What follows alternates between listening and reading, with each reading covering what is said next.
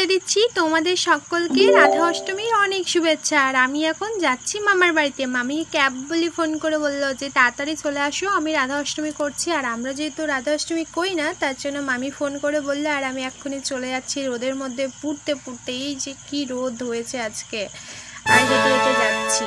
তো এখন যাচ্ছি, রাস্তায় আছি, এখান থেকে বেশি দূর নয়, 10-15 মিনিটের রাস্তা। তো হেঁটে হেঁটে যাচ্ছি, মামার বাড়ির সামনে চলে আসলাম। এখানে এই টোটো, এটা হচ্ছে আমার একটা দাদা মতো হয় না ভাস্তা হয়, যাই হোক। তো ওকে আমি বললাম নিয়ে আয়, তো না নিয়ে চলে আসলো। আমি বুঝলাম না ও আমাকে না নিয়ে কেন চলে আসলো, ওটাই আমি ওকে জিজ্ঞেস করছিলাম। তবে মামা বাড়ি এখানে চলে আসলাম, মামা দেখো বেরোচ্ছে, আর আমি ব্লগ করছি দেখে হাসছে মামা। তো তারপরে মামার বাড়িতে চলে আসলাম। এখানে মামি রান্নার ভিডিও করে, তোমরা মামির চ্যানেলটা চেক আউট করো, আমি এখানে স্ক্রিনে দিয়ে দিচ্ছি। নাম হচ্ছে সুখী বসা, চেক আউট করা। দেখো ও আমাকে দেখে লজ্জা পেয়ে, মানে কেমন যেন করে হেঁটে হেঁটে যাচ্ছে, ওকে দেখে তো আমি লজ্জা পেয়ে যাচ্ছি। তো এখন চলে আসলাম মামা বাড়িতে। তারপরে এখন ডাইরেক্ট যাব, মামি ঘরের মধ্যে পুজো করছে, তোমাদের সাথে পুরো পুজোটাই শেয়ার করব। আর মামিও আজকে ভিডিও করছিল। আর এখন মামি পড়ছে ব্রতর পাঁচালী না কি বলে, যাই হোক ওটাই পড়ছে, তোমরা শোনো। তখন শ্রীকৃষ্ণ তাকে শ্রী রাধার অবতার কথা শুনতে শুরু করলেন। তিনি বললেন, একদা সূর্যদেব এক চরম তপস্যা শুরু করেছিল। মৎস্য উৎসবে মত্ত হয়ে ওঠে। কন্যা হওয়ার আনন্দে বিষভানু বহু দানাদি করল। তারপর রাধা কৃষ্ণকে প্রতিরূপে পাওয়ার জন্য সূর্য পূজা শুরু করল। এ সবই শ্রীকৃষ্ণ।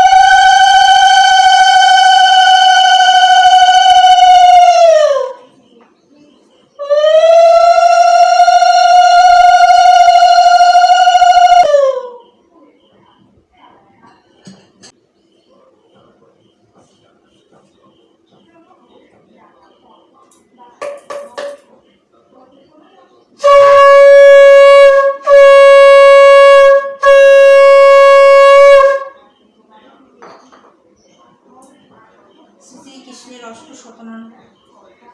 নন্দের আলোয় কৃষ্ণ দিনে দিনে বাড়ে। শ্রীনন্দ রাখিল নাম নন্দের নন্দন, যশোদা রাখিল নাম যদুবাছা ধন, উপানন্দ নাম রাখে সুন্দর গোপাল, ব্রজবালক নাম রাখে ঠাকুর রাখাল, সুবল রাখিল নাম ঠাকুর কানাই,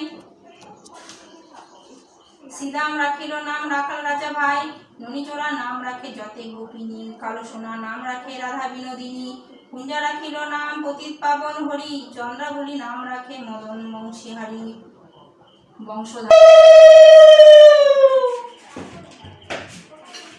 পুরো ভিডিওটা দেখাচ্ছি না, মামি হচ্ছে অনেকক্ষণ ধরে পাঁচালি পড়েছিল, 3টে বই পড়েছিল, তো অনেকক্ষণ হয়ে যাচ্ছিল, তাই জন্য কেটে কেটে তোমাদের সাথে শেয়ার করেছি। আর হচ্ছে মামি এখন এখানে হচ্ছে পঞ্চপ্রদীপটা জ্বালিয়ে নিচ্ছে, তারপরে এটা দিয়ে আরতি করবে।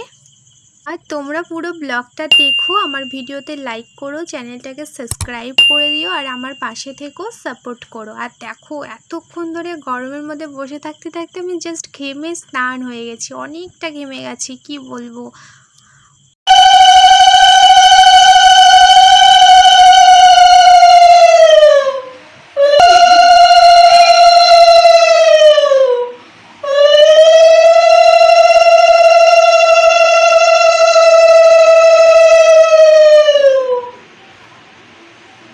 তারপরে তো এখানে মামির আরতি করা হয়ে গেছিলো। তারপরে মামি এখানে এখন ধূপটাও দেখিয়ে দিচ্ছে।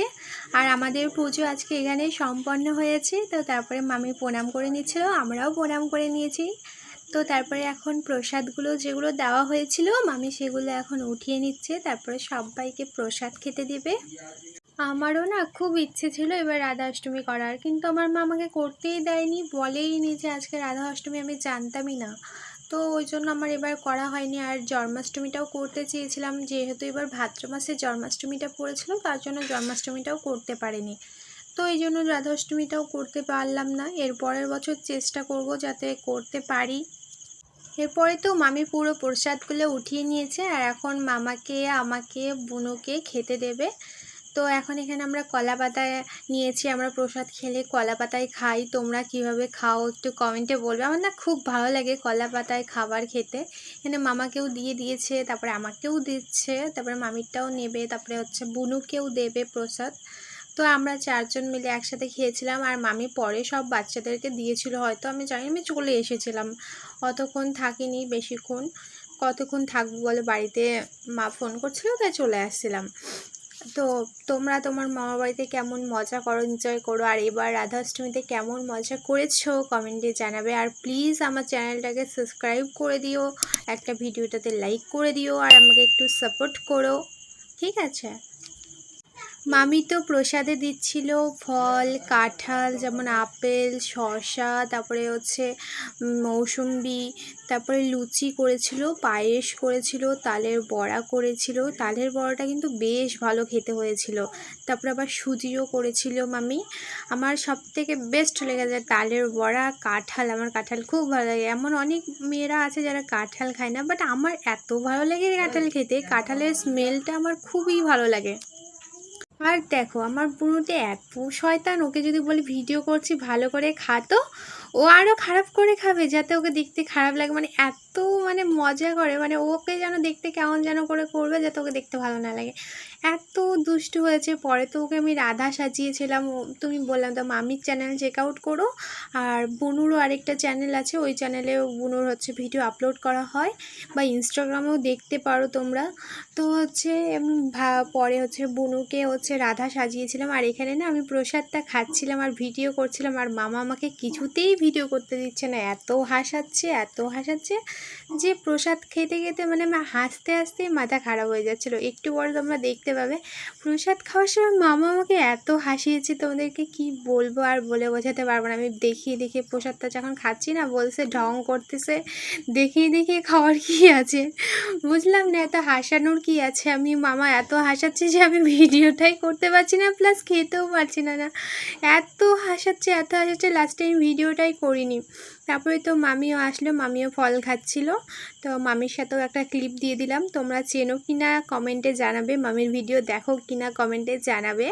মামি রান্নার ভিডিও করে, সুখী বসাক, তোমাদেরকে বলেইছি চ্যানেলটা চেক আউট করো। আর যদি চিনে থাকো তাহলে কমেন্টে জানিও, ঠিক আছে?